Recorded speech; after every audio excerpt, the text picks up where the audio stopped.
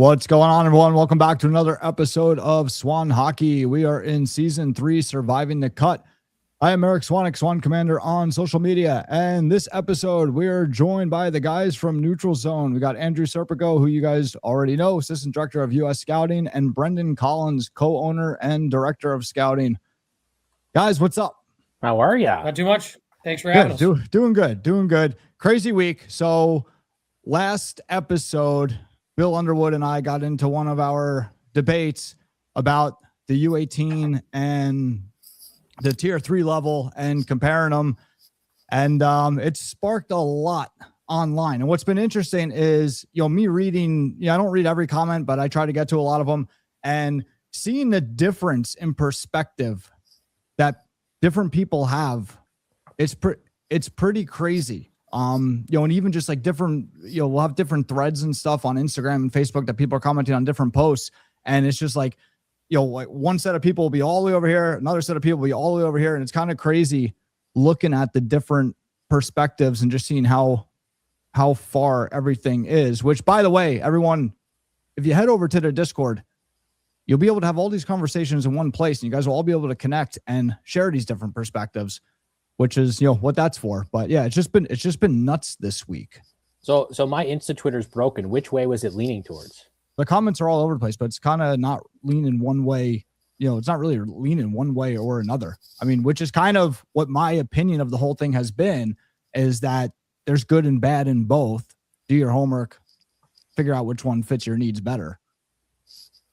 Yeah, I mean, Eric, I would say if you're looking at that's a more complicated question than just U18 versus tier 3. Let's call it, right? Because what U18 are we talking about here? Because if you're talking U18 AAA in the Northeast United States, not very good hockey. I can understand that, where there'd be a bias there. If you're talking U18 midget AAA in Quebec, that's pretty good hockey. There's a lot, most of the first round of the Q draft is going to come out of that league. It's younger. If you're talking U18 in Western Canada, whether that's a CSSHL or, Maddox Schultz and Liam Pugh played 20 plus games this year in U18. Those guys would dominate any tier 3 junior league. They dominated U18 as well. They just dominated on the national stage. Yeah, like then you can get into the teams, right? Like Shattuck St. Mary's prep team, which would be considered U18, is a very good program, both last year and historically.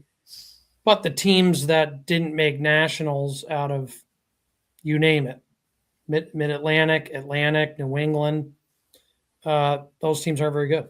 And that hockey's not very good. So I think that's a tough discussion to have. Tier 3 junior could also have, who are we talking about there? Are we talking the NCDC, EHL, NA3HL, that, or would you consider, is the GOHL tier 3? Like, I don't know exactly how that would be calculated, but like the GOHL, for example, since their partnership with the OHL, I think it's excellent. I would prefer watching that level to a lot of junior leagues, because they've kind of embraced that they're a development league for the OHL.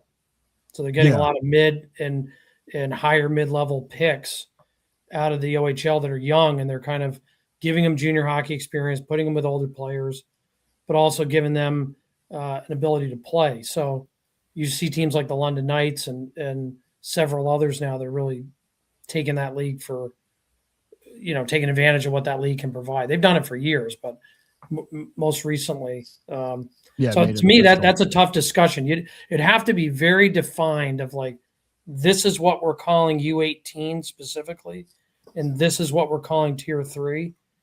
And then I think that debate is you can move those chips any way you want. Yeah, and the context for it was mainly focused in the United States. So just U18 AAA on a whole in the United States, and then tier 3 on a whole in the United States. And, like for me, they both have the same problems. Like they're both very inconsistent. You'll have blowout scores. You'll have teams that are, some are great operators, some are very poor operators. Some might be light in numbers in terms of the rosters or whatnot. They can come at very different price points. Like for me, there's a lot, like, I don't think either one is better. I think there's a lot to consider. And that was my, that's my point with, with that whole discussion is just, look at both. I think there's, in many areas, I think there's this stigma about tier 3 that I think should go away. Because I do think there are good operators in it. And again, like, I think for a lot of people, it's the right answer. And for a lot of people, 18s is the right answer. Like, I think it very much, to what you're saying, Brendan, like, I think it very much depends on what team, what league, what coaches, and some of that stuff could change by the year. We said this, like, probably the first season we did this. It was like one of the most important conversations we had is like, do your homework. Yeah. Something's going to be different for everybody. Like, some coach may fit someone different. U18 may be better for one guy. Tier 3 might be better for someone else. You got to do your homework. It's right for you. Like, I don't know if there's a specific rhyme or reason. Yeah. No, I mean, I've always said, like, the right path is the one that works for you, right? Like, that's the most important thing. And that's the beauty of this whole thing. Like, everybody has different perspectives.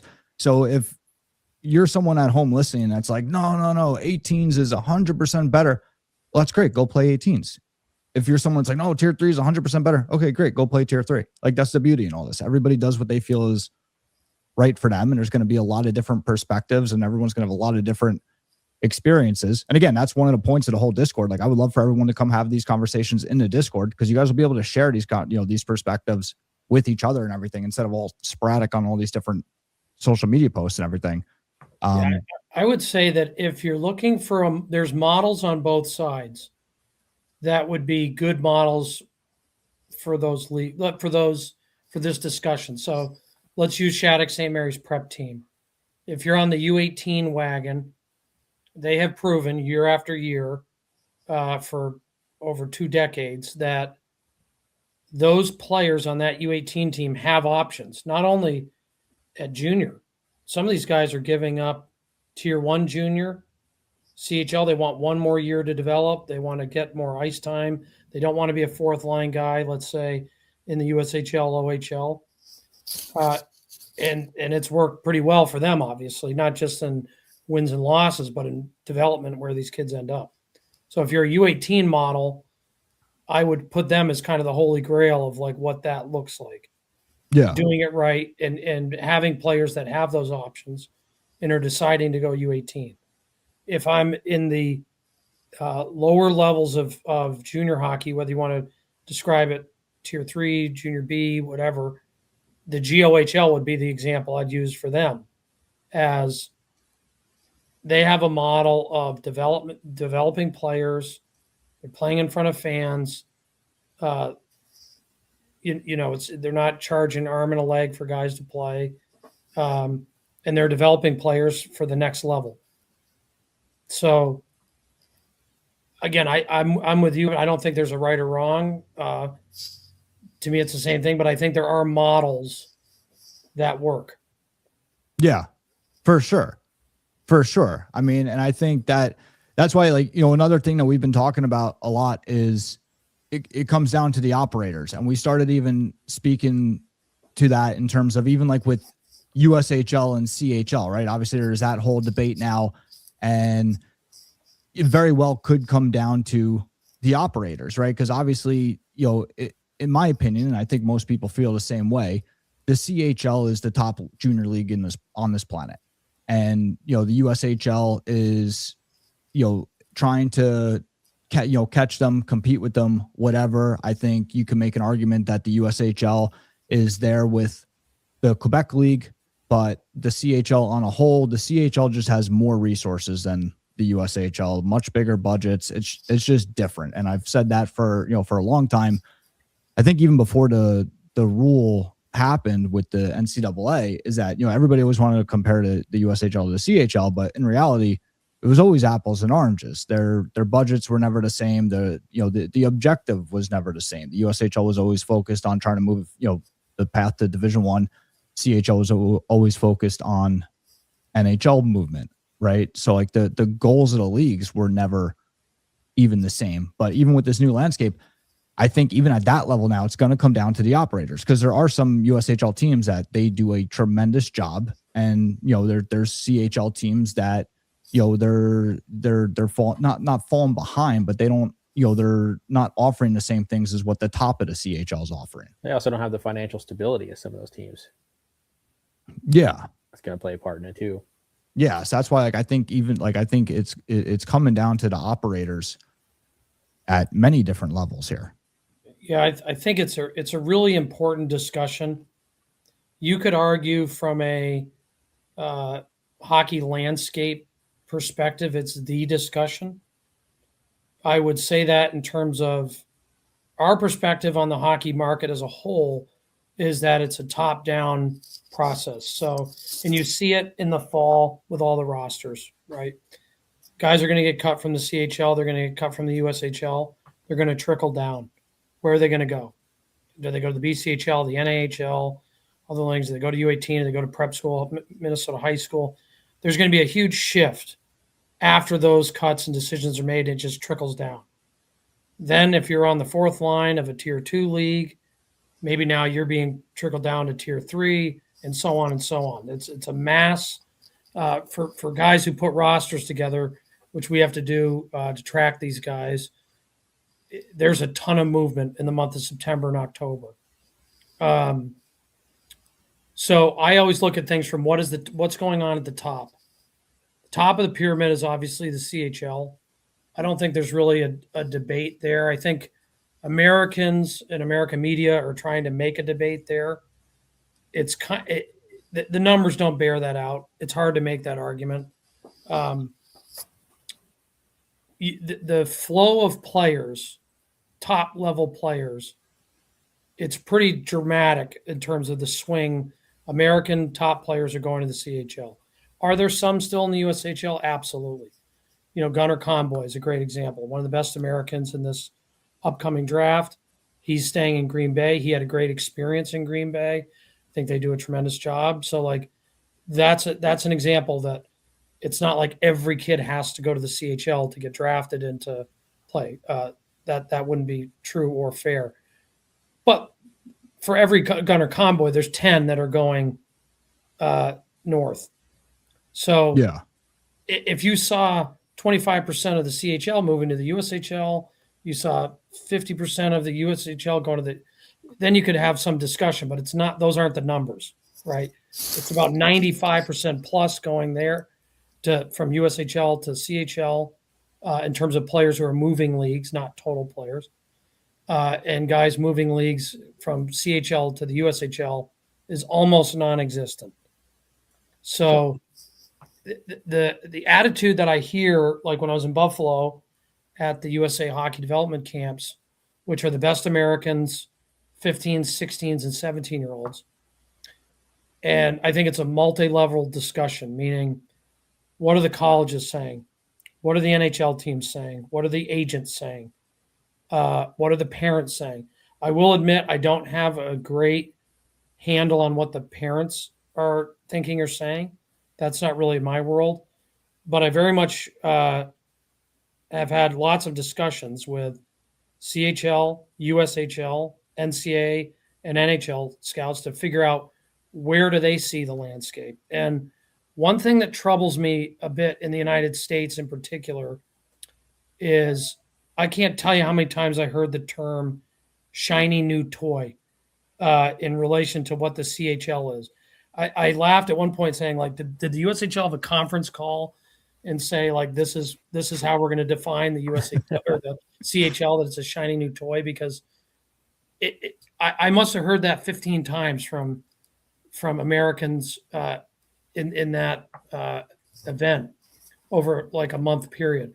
And if we break that discussion down into what goes into a player making the decision, what goes into, let's even narrow it down from there, what goes into an American player's decision to go to the CHL?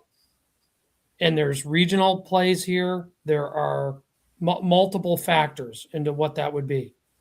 But if we break down the players, who are influencing that decision, obviously the player and the parents, right? They're They're the ultimate decision maker.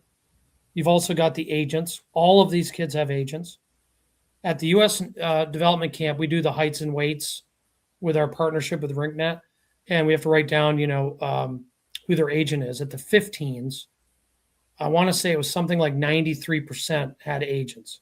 So these kids, especially the top kids, they all have agents, and they're very important in this decision-making process. They have a huge influence. When you're talking American kids, they dream of playing college hockey. Like, that would be the difference between your typical Canadian kid. Let's say he grows up in Toronto. He wants to play in the OHL, but he didn't dream of playing in the OHL. He dreamed of playing for the Toronto Maple Leafs.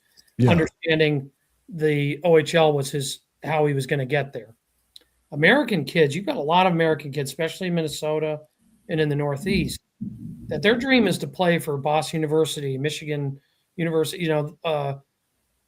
They're very much in the college space. So they're very much paying attention to what are the college coaches telling us to do? Where are they doing their recruiting? Where are the incoming freshmen coming from? So when I hear the term shiny new toy, I kind of look at that with hesitation, because in that scenario, the college coaches are clearly moving more to the CHL. The numbers bear that out in last year's recruiting, and they upped it by some order of magnitude this year. It's looking like the following year is going to be even higher than this past year in terms of CHL commitments. So that's where the colleges are going. Then you look at the agents. The agency world has changed quite a bit. There's been a lot of consolidation. But you have American-based agents, like let's say an agent that's in Minnesota working for a big brand. You think that guy wants his player to be playing in Medicine Hat in the Western League if he had options in Sioux Falls or Waterloo that are an easy drive for him to get to? Obviously, if it was close, they would push towards the team that's local, that they have connections with. You got to understand, too, these changes impact the agents a lot, too, because they might have had the trajectory of a American-born player prior to the rule change was play in the USHL or NTDP. You'd go to you get drafted in the NHL. You'd go to a college hockey program and go on. So they know all the colleges. They know all the USHL, NTDP staff very well. A lot of these guys, even big-name agents, have very little context in the CHL. And they're not looking to go put their kid in a program. They don't know the coach that well. They don't know the GM that well. It's not an easy for them to pick up the phone and say, hey, I've sent you X amount of players in the past. What's going on here? Why isn't my kid on the power play? Yeah. So that whole dynamic is when you're seeing American-based agencies sending kids in aggregate to the CHL, that's a warning sign to me that obviously they have a vested interest in this kid getting drafted in the NHL. That tells me that that's the sign they're seeing too.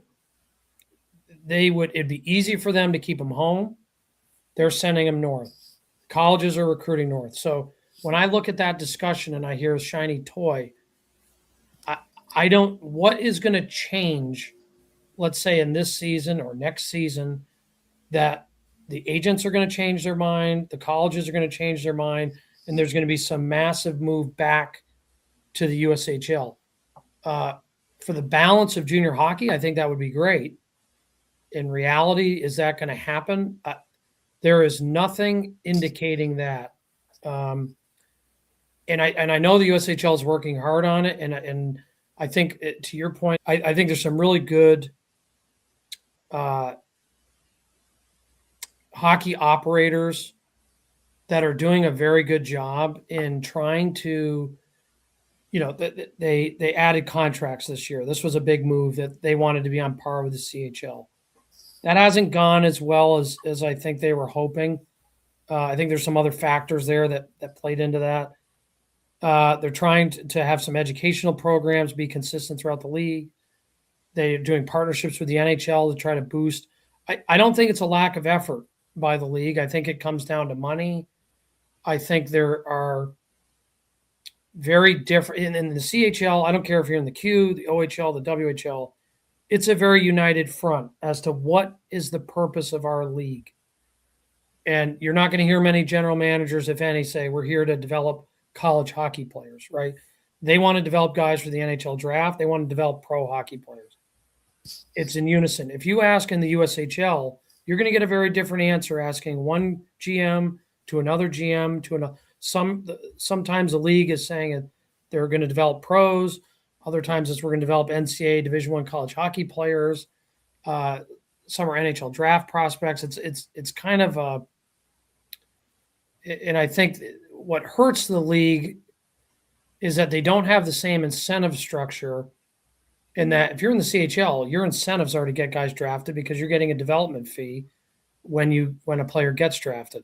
If you're in the USHL and you're a head coach who's making a lot of the main decisions, or even a general manager, if the kid commits to Wisconsin or the kid commits to a low-level Division I school, makes zero difference on them.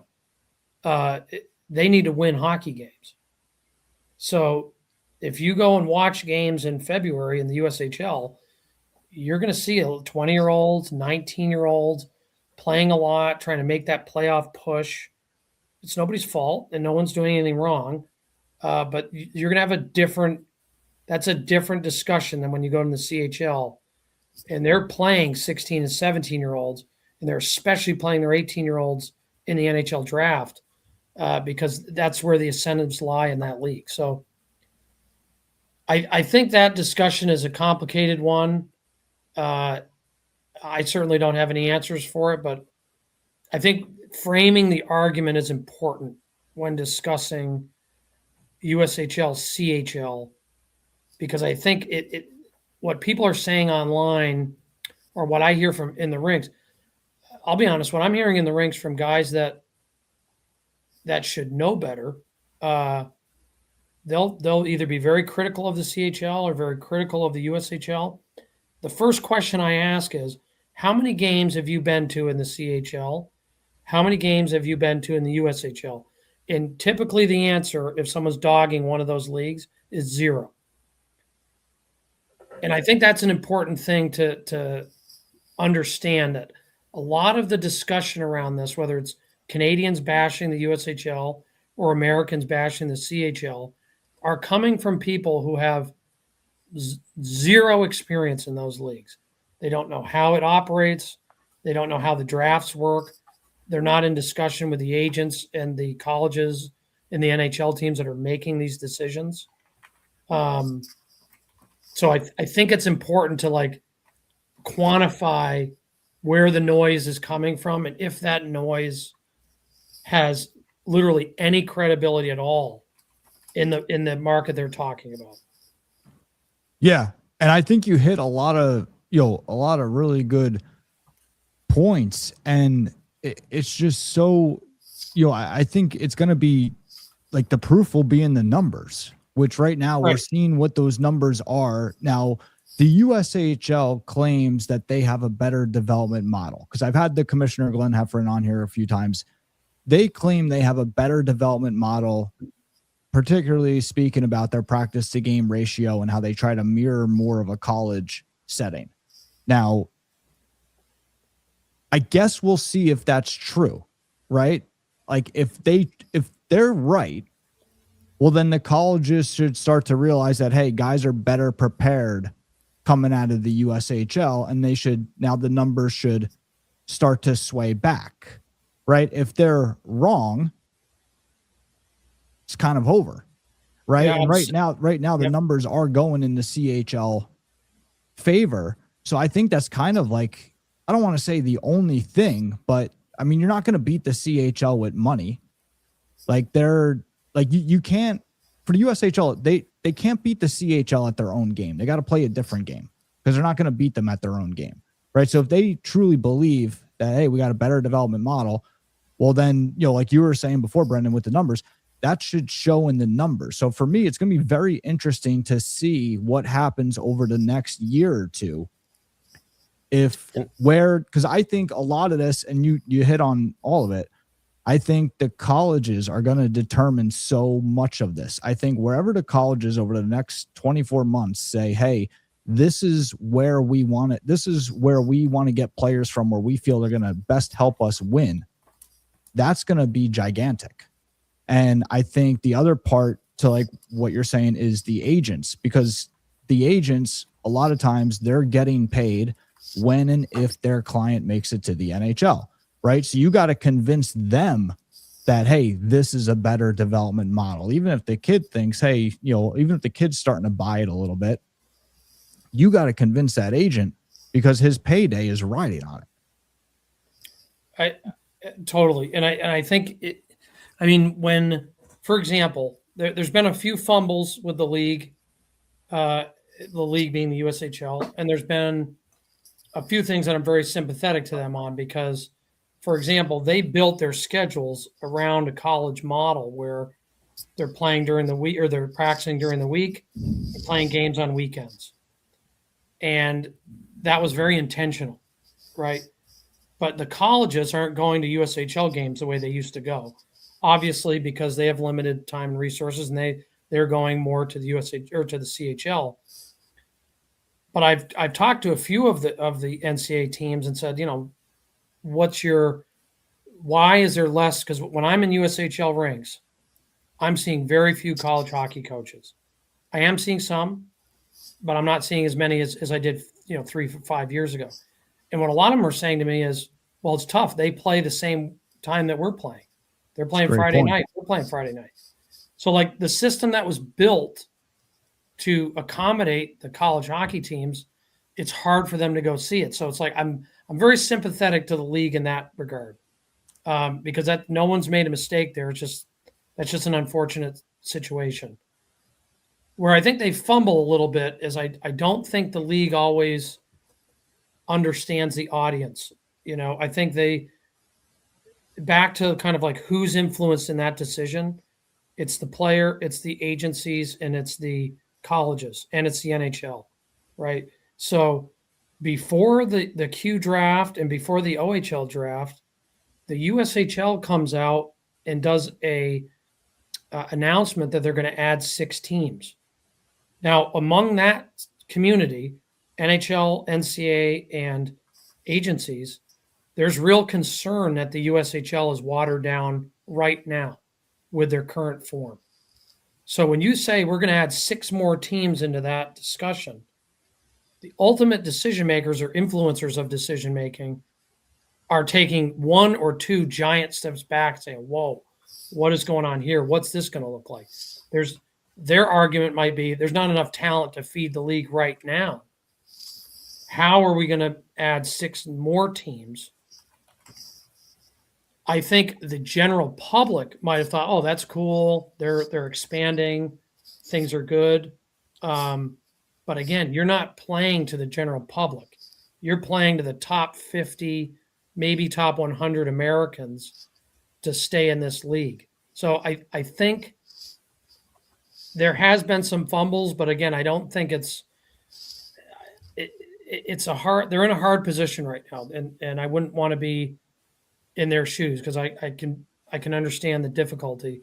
One thing I would say that in what you're saying, the development model, I think there could be some truth to that. They're getting more weightlifting. They play more of a college brand of hockey.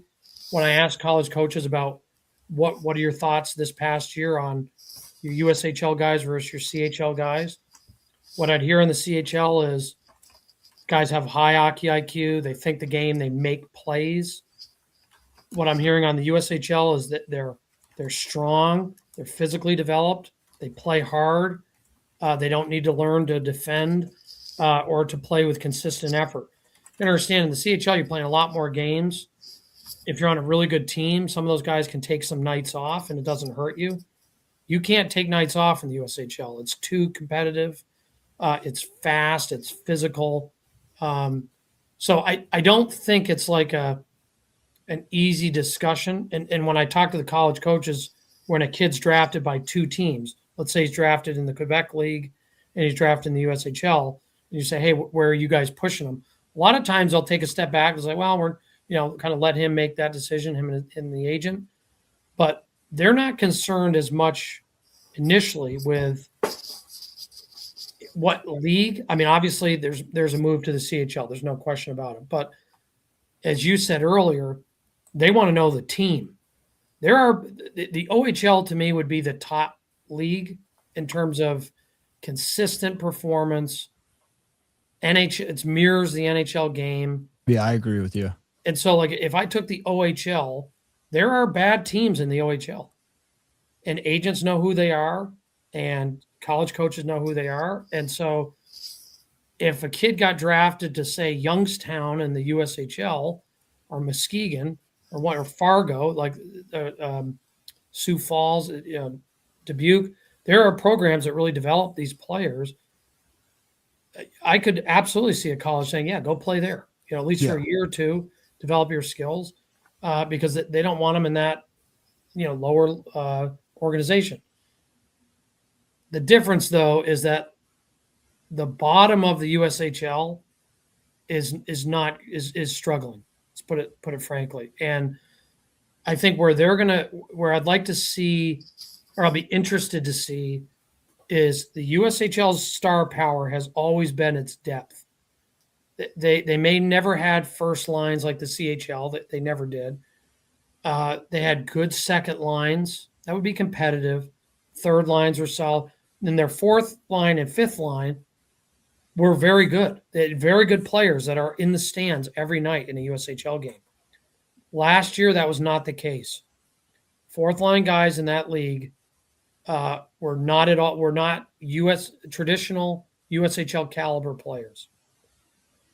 This year, you see a big movement of some of those guys, first line guys, going to the CHL. My big question at the USHL showcase is going to be, forget about the first, second line guys. They're going to be fine. The league is still going to be strong. How good are the third line guys? How good are the fourth line guys? Yeah. Where are those guys going? Because if that league loses its depth, which to me is what that league is, it's a very deep, hard to play against, defensively focused league. If it doesn't have depth and it's not retaining star power, the league's in real trouble. I think if they can keep depth, yeah, you're going to lose your star players. Okay, fine. Look at what happened in the CHL this year. They lost their star players to the NCAA. Did that league take a huge dive? No. You're not seeing the, McKenna's, the superstars that we had seen in years past that would have otherwise played another year in the CHL before going pro. But you still saw very high-level hockey. Attendance wasn't down. College commitments obviously were up. So, the league did not take a big step back. I think if I'm the USHL as a league, I'm not going to be so focused on the guys that are leaving. If anything, you could do what the NA does, which is kind of celebrate guys that move on and move up. Yeah. They'll never do that, obviously, and I understand why they wouldn't do that, but you can take that approach. Yeah, right. Yeah. Moving sideways in their mind. Yeah. But they've got to have competitive, hardworking, at least middle tier Division I players on their third and fourth lines. Or I think the next question, right, is going to be, if you're scouting that league and the third and fourth line guys are not very good, then your logical question as a scout is going to be, okay, this guy put up 40 points. He's plus 25. He did this move against this player, scored a great goal. Well, now I've got to go back and say, okay, who's the defenseman? Right, who was it against? Yeah, how good is that kid? Is that goalie a Division I starter? And if I keep saying no, which I'm not saying that's going to happen at all, but if that's where it gets to, you're going to be in the same problem that the tier twos are in now, which is a kid can have an exceptional year, and the question is, what does it mean?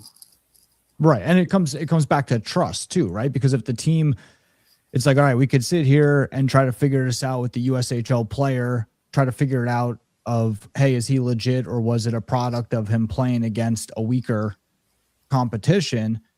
We could try to figure it out, or we could just go with the kid from the CHL that we're confident in the decision, right? It's like to me, that comes into play too, where it's like, okay, yeah, they got to figure it out, but will they trust the answer after figuring it out? And do they want to spend, how much time does it take? What's the cost of figuring it out? At a certain point, is it easier to throw your hands in the air and say, hey, you know what? We're just going to go with the kid from over there that we already know all the answers. You saw that bear out in both drafts. I saw more kids in the CHL drafted this year and into the CHL that were more like ready players, guys that were physically developed in those mid tiers. Like obviously the top 50 picks, you're taking the best kids on the board.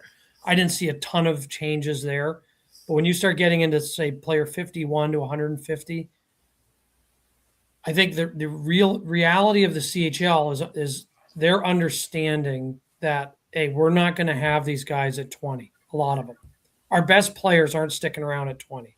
So we want guys that can come in and contribute right away, that can make an impact. Or they might go they might do the reverse of that and take smaller guys that aren't able to play at 16. Maybe they play a little bit at 17, but they'll be there till 20 because those guys aren't ready to play college. They're not good enough or big enough to play college hockey at 18 or 19. So you're seeing different teams make different strategies in that regard. And we saw that very visibly this year in the CHL draft.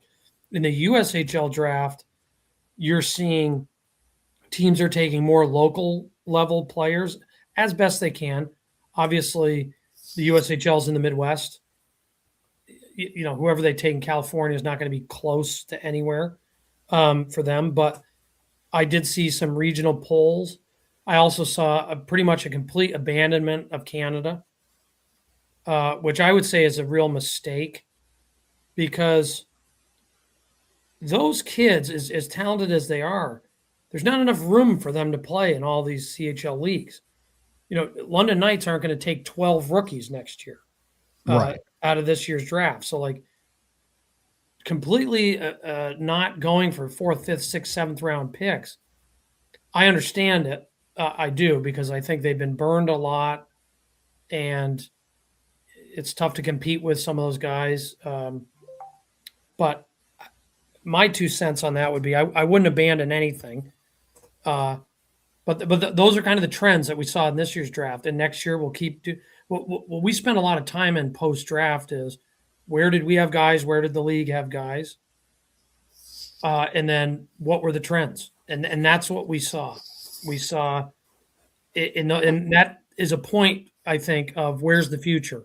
The USHL in the phase 2 went pretty heavy European, which might prove to be a very sound move for them.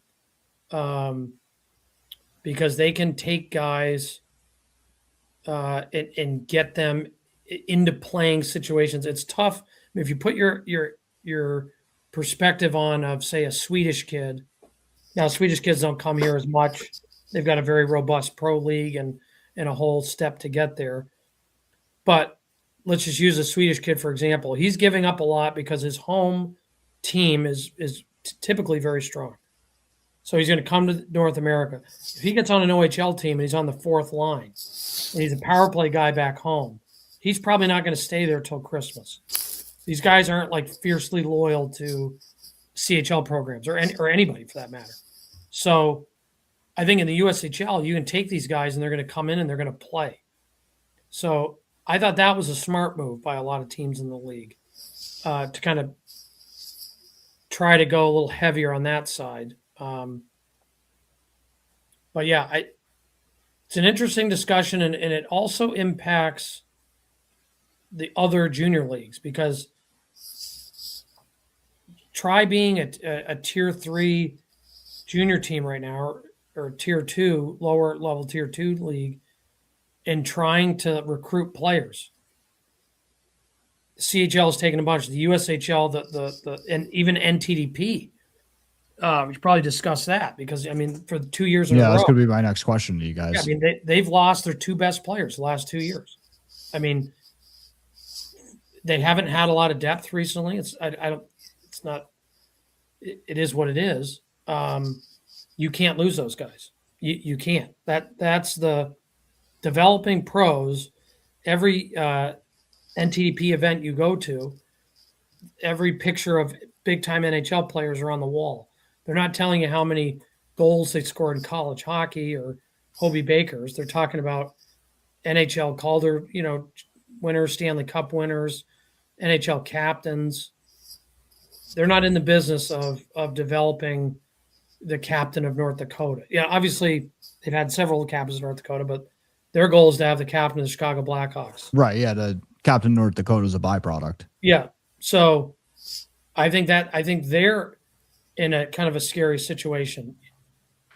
People are seeing this as, hey, well, I'll go there for my, first year. And then the best players are leaving the next year.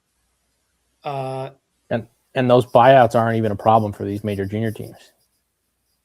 For most of them. Yep. And I think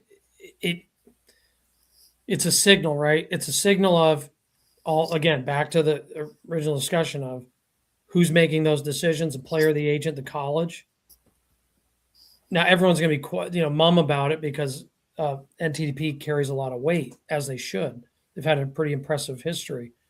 No one's going to say, hey, we wanted to move him out of NTDP because we think the OHL is better or whatever it may be.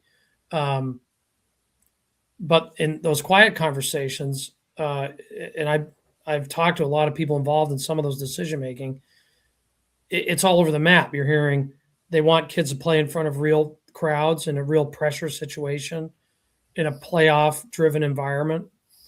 They want guys to play against other star players. I think the worry right now is, back to what we just said earlier, is, okay, if Carter Meyer went and dominated the USHL this year, awesome, but what does it mean? If he goes to the Q, where he's going to have, Alexis Joseph in that league this year, you're going to have Glantz, you're going to have other first-round projected players, it's going to be more clear to how he stacks up against players than if he played in the NTDP system. That's just the reality. And I think there's something to be said about, and it's not the national team's fault, but you're playing against your age group every day in practice. You're against guys your age. There are guys in that team that are, every year that are they're a little cocky. They're the best player, this and that, because they didn't have a 20-year-old when they were 16 saying, hey, cut it out. We don't do that stuff here. Yeah. There's a big part. If you ask players that play junior hockey, especially the ones that played at 16 and 17 years old, they learn a lot from the 20-year-olds. It's not just the star players on the team. It's older guys that kind of pull them aside, say, hey, knock that off, or you got to work hard every day in practice, and developing those habits. That's not a coaching problem at NTP. They've got great coaches. That's not a development problem. They've got all the development off ice, on ice, everything. It's that they don't have a 20-year-old sometimes, or 19-year-old who's bigger, stronger, pulling them aside saying, hey, knock it off. Swan, you remember Greg Dietrich? Yeah. So when I was you were playing with the junior team, I came out to practice with you guys, and I was a little hot shot, right? And I was dangling, cutting through the middle, and put a highlight reel goal. Never forget it in practice. Dieter pulled me aside, grabbed me by the jersey, put me against the glass. He says, "You ever do that again, I'm going to kill you." So my eyes, he was 19, 20. I'm a 15-year-old kid. My eyes were wide open. I never, ever did it again. And as I grew up and played at higher levels, I can't do that shit. So you couldn't be more correct about that. I just want to throw personal. And it's an unfortunate situation because there's nothing they can do about that. That's just the way that program is. I think it makes sense why it's like that, obviously, for U18 Worlds and U17s and everything. So it makes sense. But I do think that factors in. And then other problem, again, I always go back to where's the signal? Where's it moving? And then how would it move back? So you have a kid last year, JP Hurlburt, that goes to the WHL. He does really well. becomes a first-round NHL pick. That's a signal to everyone on that team. Hey, this guy left and was a first-round pick. I think NTDP might have had one first-rounder. I think obviously Cullen. I don't know if they had anyone else. This year, like that's a big signal that way. Carter Meyer is going to have a great year in the Quebec League. Yeah. You don't need to be a genius to know this is the best player on that team. I'd say by a margin. He's going to a really good program in Quebec Ramparts. There's talent around him. He's going to have a great year. He's going to be a top pick. So how does the pendulum swing back? Is there anyone on that NTDP team this year that you say, oh, this guy's going to have a huge year? It's hard to find that. I think there are some guys, Fitzhenry, but like there's no one that you're going, oh yeah, this guy's going to be a top 5 NHL pick. He's going to prove to everyone that, hey, stay at this program. This is where you're going to develop. I don't think anyone on that team is going to touch Carter Meyer. Well, and think about this too, just like we were saying in the beginning of the episode, perspective, right? Like, you think Meyer's going to have a good experience or a bad experience in Quebec? What do you think he's going to be telling all his friends? 10,000 fans every night. Yeah. Probably have the time of his life. Yeah, 100%. Going to get drafted. Everything's going to be, probably everything's going to be great. Probably making some good money. Like, when all his friends ask him, hey, how is it? What do you think he's going to say? It's awesome. Well, and that's, I'd heard that last year, right? When, again, some of the, kind of the American bias was, oh, these guys are going to get cut from CHL teams. They're going to have a bad experience. They're not going to play a lot. And they're going to be home at Christmas. Or same thing you heard, CHL guys that went to college, they'll be home at Christmas. Yeah. And what you found was the exact opposite. The American kids that went to the CHL, they had in aggregate, not every one of them, in aggregate, they had a great experience. And they went home and told all the kids they play with, high-level kids play with other high-level kids, hey, this league's incredible. This is great. I had an awesome experience. This team's great, or whatever. And I do know that the leagues themselves, CHL leagues, made it a point to, hey, if you're going to draft Americans, you're going to take Americans, treat them right, because if you don't, it's going to have a ripple effect throughout the country. I think they were smart about that as a league. Fast forward with the Canadians in the NCAA, I think that the CHL was shocked at how many kids loved their experience playing college hockey. Right.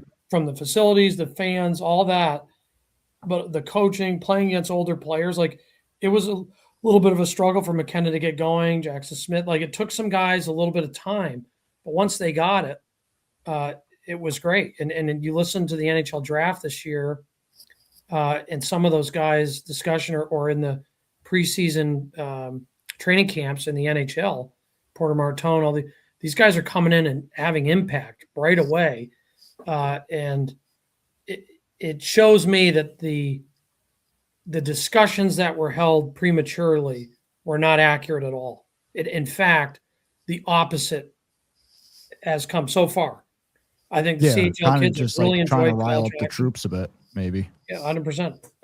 I think CHL players have really enjoyed so far, not all of them, but most of them have really enjoyed their college hockey experience. And I think Americans in the CHL have really enjoyed their experience. So where's the trend going to be where CHL kids stop going to the NCAA and top American players stop going to the CHL? I'm not saying it couldn't happen. I don't see any trend line that would show me that that's the case. Right. And what's it going to take for the pendulum to swing back? Throw some quick numbers at you, because I did this before August 1st and I sent it to Swan. So prior to 09's committing, there was 470 CHL players that committed D1, and it was 269 USHL. Now the percentage is obviously higher with the USHL per team, right? Yeah. But and then you look at the top college teams. So you take Michigan, Denver, Michigan State, Penn State. It was 66 CHL commits compared to 9. Yeah, it's a mass. I mean, that's just 4 teams, but like those are big numbers, and I think it's just going to keep going in that direction. Well, and the other one of the things I talked to, again, I want every league to succeed. Like at Neutral Zone, we don't care where the talent comes from. Some of the rinks I've gone to find players is insane. So like I'll go anywhere.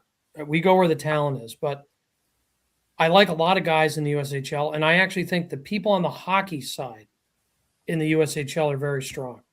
I don't think they're supported the way they need to be to do the things that they want to do. But I'll talk to them about the training camps in the USHL. And one of the things I've said to them is, if you talk to parents that have gone to both a CHL and a USHL training camp, you're getting two totally different experiences. One mother I talked to this summer, who was drafted in both leagues, who did one in the OHL, one in the USHL. She said in the USHL, they never met the head coach. There were, I think, 12 teams. Didn't get very good, warm-up jerseys, basically. Yeah, those main camps. Yeah, was there. A lot of the best players weren't there. It was not a well-run thing. Goes to an OHL camp. There's 40 kids there. Every kid goes, not only meets the head coach, talks to the head coach, but does a video session on what they evaluate his game at today, where they see his role in that organization, and what his development plan is going to be off ice, on ice, to get to that league. Yeah, well, because it's a real camp, right? Where the USHL, those main camps in June or July, like, let's face it, they're not real camps. They're kind of a waste of everybody's time. Yeah, and I understand, again, the leagues, I think there's a mischaracterization that these leagues do these camps and they're making all kinds of money. And a lot of that money is going to pay for sticks and buses, and they're chipping away at their budget.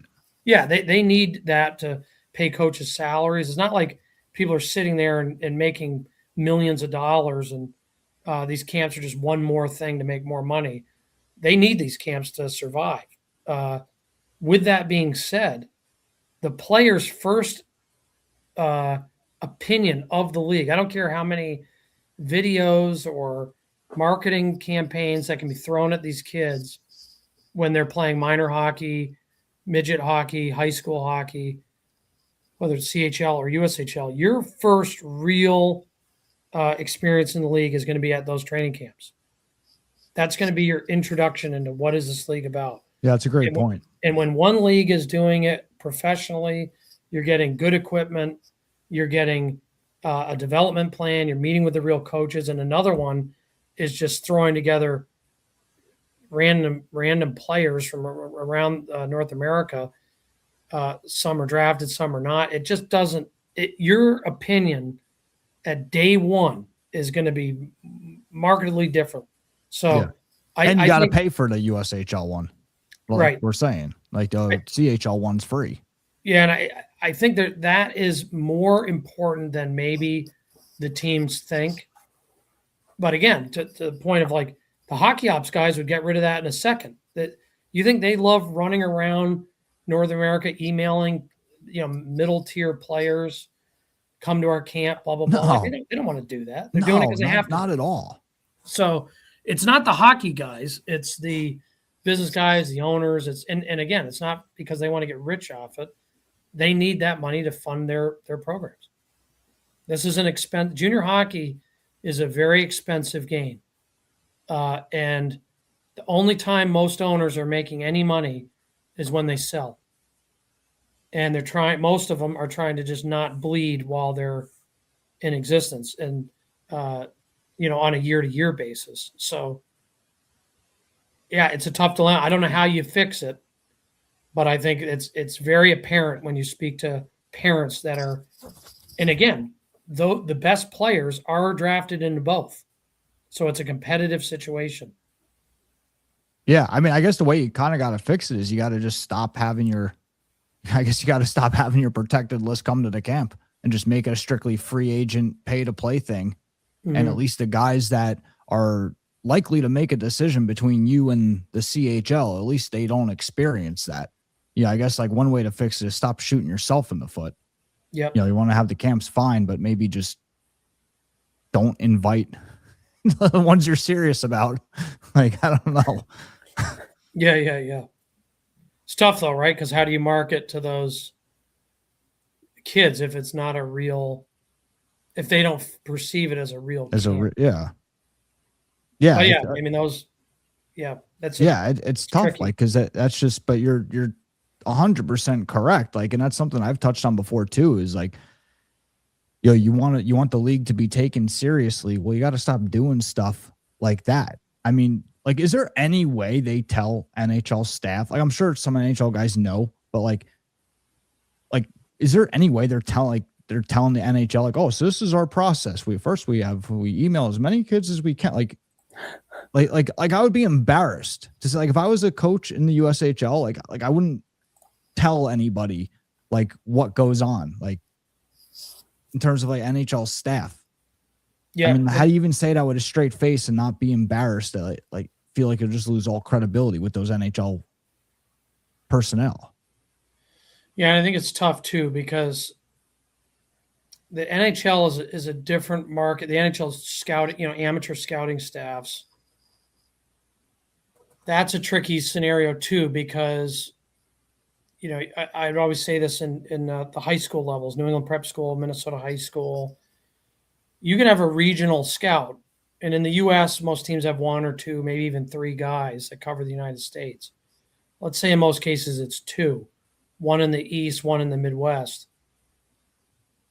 Those guys, for the most part, are not decision makers, right? They're data collectors to send it up the chain to the ultimate decision maker, which would be the director of amateur scouting or the general manager. In some teams will make the first round pick. Maybe the amateur scout takes the second round pick, and then you're probably feeding the rest down. But I can't tell you in my scouting career how many times I've had players or prep school, high school coaches or junior coaches say, oh, so this team loves this kid. And then you talk to the director of amateur scouting for that team, and they're like, yeah, he's good. We like him. They don't love him. Their regional guy loves him. Favorite player, they love him. They think he's great. Well, that's great, but the regional guy's not making the decision on draft day. Yeah. So what I think there's some, if you take a step back and you look at the draft process, I think there's too much of, hey, there's a lot of NHL scouts in the building tonight at X game, whatever it may be. Question I have is, are there any decision makers in the building? Because if it's all regional guys, I can't tell you how many prep school, Minnesota high school games I've been to where there's 20 plus NHL scouts in the building and zero decision makers. So you could say, oh, kids get really nervous, let's say at the Christmas tournaments in New England, kind of the New Year's tournaments in Minnesota. I got to play great. All the NHL teams are here, blah, blah, blah. The guys that are ultimately going to make that decision are, not always, but in many cases are not there. So I think that's another component of frustration among players is saying, man, I interviewed with this team 3 times. This team really likes me. They told my coach they really like me. And then draft day happens, they don't get drafted.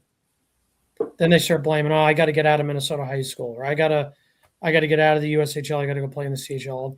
All of that, no one lied to them. It's not Minnesota high school's fault. It's not USHL's fault. It's just the fact that the ultimate decision maker is not maybe the one who liked you. Maybe they went and saw you play once and they didn't like you. Right. Or they just like somebody else more, right? You can do everything right and you still get beat out. 100%. So somebody else being good doesn't make you bad, and you being bad doesn't make somebody else good. 100%. I worry, all the discussion, right, is mostly USHL and CHL.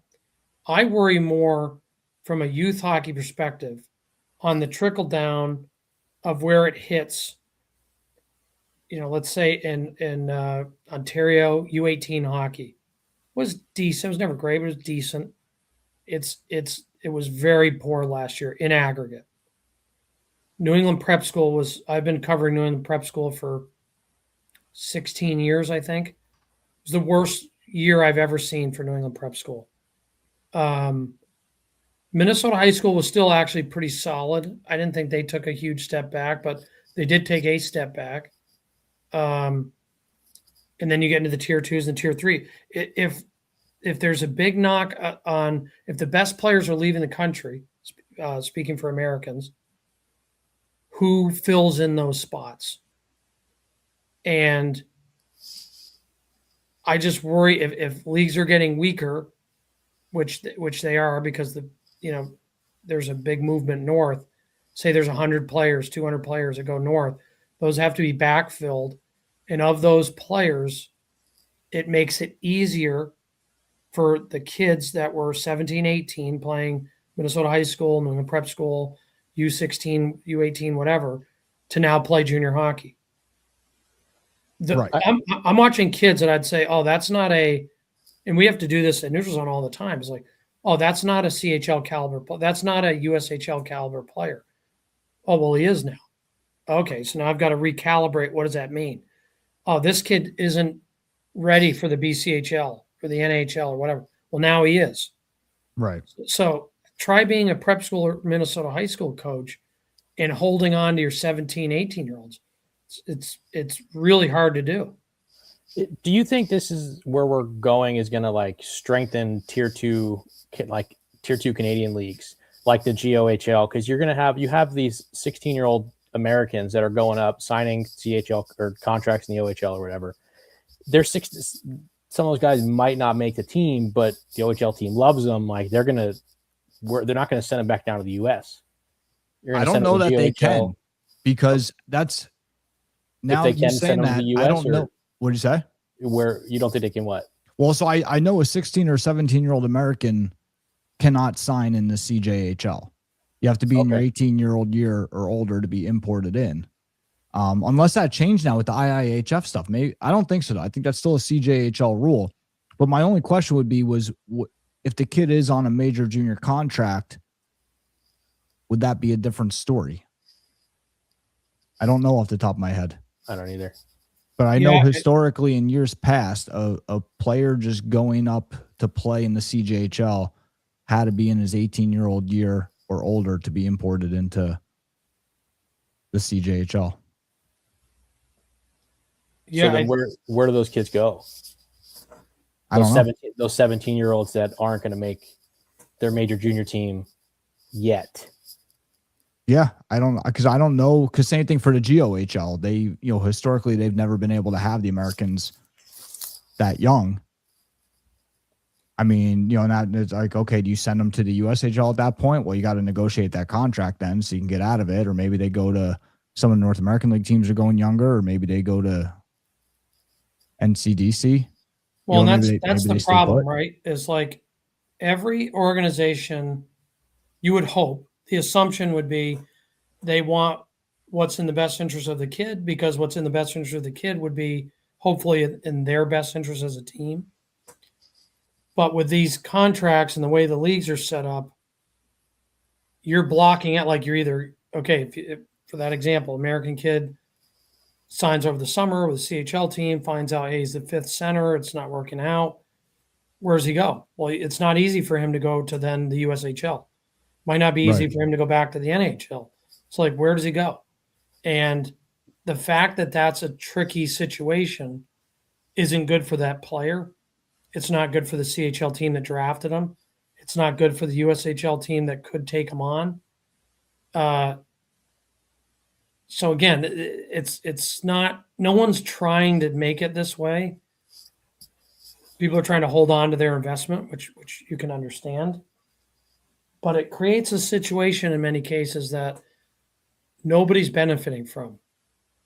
And at that point, that's where I think governing bodies have to come in and say, what are we doing here? Yeah, because that should be a very simple question, right? Now we got 3 of us sitting here on a podcast, 3 people that are very in depth in this space, and we don't have a clear-cut answer. Right. Which should be impossible. Like, it's pretty crazy. It's a lot of credit to us. Well, I'm curious too about, if Not to go on a separate subject here, but what worries me a little bit is that I feel like being in the space for a long time and the American model has always had a very academic component to it. There was a value in graduating from high school, even if you went to juniors young, going to college. That was like the way for them to develop, and was for a lot of the kids their dream. Now I'm seeing so much online schooling, kids leaving early to go play in junior hockey. And again, I'm not saying these are the wrong thing, and I'm not saying online schooling is wrong either. But man, it's one thing if you're turning down a regular high school experience because you're going to play, let's say for an American player for the U.S. national team. Okay, that can make sense. But when you're watching, what I'm seeing is what we would call low-level AAA level players that are going to pay to play college hockey, whether it's Division I or Division III. They're going to be paying. And to see them give up so much high school experiences, and I'm not even talking hockey. I'm talking prom, just being part of a school, to be in some online school, living in some stranger's house, to play a higher level of junior hockey. That's to me, I'm seeing that trend, and that makes me a little nervous. Well, we covered that last season.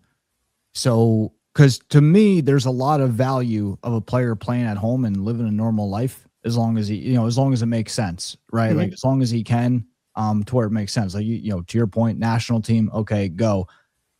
Some U18 team or tier 3 team that's got 12 players and is going to lose by 6 every night. Hey, maybe sit this one out, yeah, right? 100%. Or even an average team, like But so Serps and I, and Serps ran all the numbers, but we looked at how many NHL players ran the goose chase as kids. Like how many NHL players played youth hockey outside their home state. And Serps, you came up with 9, right? Opening night rosters of last year NHL. There was 9 players in the entire league that played youth hockey outside their home state. Was that with or without I think that was like with the special cases. Okay, because there was special cases like Jake Sanderson's from Montana. Right. He's obviously not going to play in Montana. I think Ryan Hartman's from South Carolina. Some guys had to make those moves. Yeah, for sure. Yeah. And I think that proves a lot there. And I know times are a little bit different now, right? Like maybe they didn't have some of the opportunities available, but my point to players is kind of like, hey, like, yeah, times might be different now, but do you want to be the guinea pig to see if this works? Because you have people that are just running all over the place and they don't even know why. I feel like so many people just feel like they got to make this as complicated as possible, or they feel like they're not doing it right. Well, I always kind of try to take a look at the landscape as a whole. And the reality is the overwhelming majority of players in the CHL and in NCAA Division I, overwhelming majority, are not going to make a career playing hockey. And those are the best of the best. The best are playing in the NCAA or the CHL or both. And they're not going to make a career in hockey. So if the entire landscape is making education second, third, fourth, fifth priority, so they have more reps, more practice, more puck touches, all these things, that's great. I mean, for Jack Eichel and Jack Hughes, because those kids you knew when they were 13, 14, they're destined for the NHL. But for pretty much everybody else, you're giving up a lot for as a, less than 1% chance, even at the high levels. I think people think, okay, well, those numbers of being your chance of playing Division I, chance of playing in the NHL are skewed because they're looking at all of USA Hockey, all of Hockey Canada numbers. Forget all the numbers. Just even in the highest levels, CHL, NCAA, career pros that are coming out of there, very small number. Very, very small number. So to me, I just get a little nervous when I'm seeing so many players.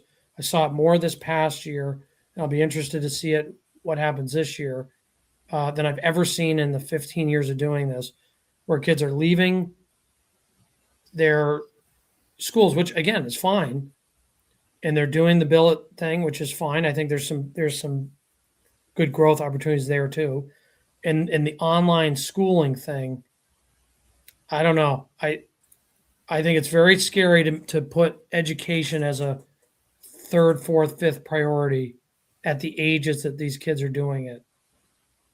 I agree 100% because I think even like all those things that people are like pushing, I don't even know how much it makes a difference. Like those guys that are making the NHL and making a career, you know, being career pros, like you're speaking, it's not like, I don't even think they're doing. I mean, like we did those numbers last season. They're not running around the country, but even some of the other stuff, like I don't think they're even doing it. Like you can't be 24/7 one thing. And all this, like I think even back to guys that I've played with that are, you know, played in the NHL, like, and, you know, Serps, like we have a lot of, you know, mutual ones, like looking back at them, like none of them did any of this stuff. They were kind of just like cool as a cucumber. Yeah. I mean, you look at Van Riemsdyk, he played U18 AA after playing AAA. He's kind of like, all right, I'm just going to go play like Yeah. just calm as a kid. Like you never saw his dad screaming and yelling, banging on the glass and stuff. It was just like always just like, it was just like a normal day. Like, all right, cool. Like whatever happens. And James just played at CBA. Yeah. That's it. Just the local Catholic school. Yeah. Like just, if you think about any of the guys that we played with, like, I mean, none of them like really like, at least didn't appear that way to me. Like we're hockey 24/7 and all this crazy stuff that people do. Like that's just, I don't even know how much all of it actually even helps. Well, like, I always think joke that when people talk about like the rat race, like you got to do this because you have to do this. And my thing would always be take a step back and ask yourself, is the rat race working? Yeah. Like, are these kids that are going to these play? If you look at the, you know, don't just look at the stars, look at the, I get everybody thinks they could be a star or their kid's going to be a star or whatever. But if you look at the numbers in aggregate, what are the outcomes? And the outcomes are special kids move on and everybody else does not. Yeah. I saw it a little bit last year too. And that like nobody, I don't have there's not the specific example, but kids would leave like the Ducks or the LA Kings or the Ducks to go play for like Fox or Caesars or something for 1 year, and then just go right back to the Ducks or the Kings after 1 year. Like what was the point? Why did we have to do that? You could have just stay where you are, still develop. I just feel like those moves like that are just not fully necessary. Yeah. And I, you know, you hear sometimes you're like, you know, exposure is a word we hear a lot. And I mean, I have never met to this day a junior coach who cares a lot at training camp where a kid was drafted. NHL, NCAA, if a kid's on full boat, high NIL ticket, or they've got a kid who's paying half, they all want to win, right? They're going to play the best kid. And so like 100%. the idea that if I stay home and play my local team, I'll be an 8th round pick in the USHL. And if I go and live in blah, blah, blah and play for some super team, I'm going to be a 3rd round pick. I mean, newsflash, like nobody cares. Nobody cares. In the NHL, might be a little bit different in regards to 1st and 2nd round picks. There is a very distinct difference in terms of historical numbers. 1st and 2nd round kids picks being pros. But like, does an NHL team head coach care? No. And is there any care from a 3rd rounder to a 5th rounder to a 7th rounder? Once you're after those top 50 picks, your chance of making it go way down. So who cares if you're the 87th pick or the 187th pick? And the moves that people do to try to improve those odds you're kind of chasing fool's gold. Well, and I think you're putting the effort and the finances towards the wrong things. Like the amount of money that people spend in this game, doing things like that. Like, hey, let me go play for this other program that may be, way more expensive, and I'm going to go pay all this money for billet. And yes, I know the kid has to live at home and you got to pay for that anyway, but it's, now you're paying billet fees, which are probably more than what you're going to spend at home. I just think about what else could be done with those resources. Could you put together much better summer training for yourself or for your kid using that money? Could you be on the ice with NHL skills coaches during the summer, NHL skating coaches, that kind of stuff that's going to actually make a difference and will make you get drafted higher? I feel like people chase the wrong things to some extent. I feel like people are willing to do whatever it takes except for work hard. Like, that's like the one thing they won't do. It's like, oh, I'll go here, I'll go there, I'll go anywhere. Well, can you just train the right way, please? Like, Serp could speak to this too, but we couldn't tell you how many players. We start tracking them at Bantams, right? WHL draft is kind of our kickoff, but we'll cover Bantams pretty thoroughly throughout North America. And the amount of players that are playing 60, 70, 80 games a year, playing all the big tournaments, having success. I'm not talking mediocre, lower level. I'm talking top level players on top level organizations. That those kids at 14 will go through that gamut, 14, 15, 16. And after that U16 year, the amount of kids who have the same exact problems that they had 2 years ago is astounding. Yeah, I guess you guys are the right people to ask about that. Yeah, he's got a poor stride or whatever. And I'm reading the reports. The next year, blah, blah, blah, blah, blah, poor stride mechanics. The next year, blah, blah, blah, blah, blah, poor stride mechanics. You're thinking, this kid has played 180 games. He's been on the ice 1 million times. He's got the same exact problems he had 2 or 3 years ago. I'm not a development guy. I don't claim to be. I don't know the answers, but that is a clear misallocation of resources, time, commitment, whatever it may be. That through all this, winning nationals, winning tournaments, getting MVPs, getting drafted into leagues, good and great. You have the same problems you had. Yeah. I don't see that as much once they get to juniors. I do think that the junior landscape, regardless of the league, does a pretty good job of kind of, if you can't handle that or you have a deficiency, you're going to kind of get run out of the league unless you're exceptional at something else.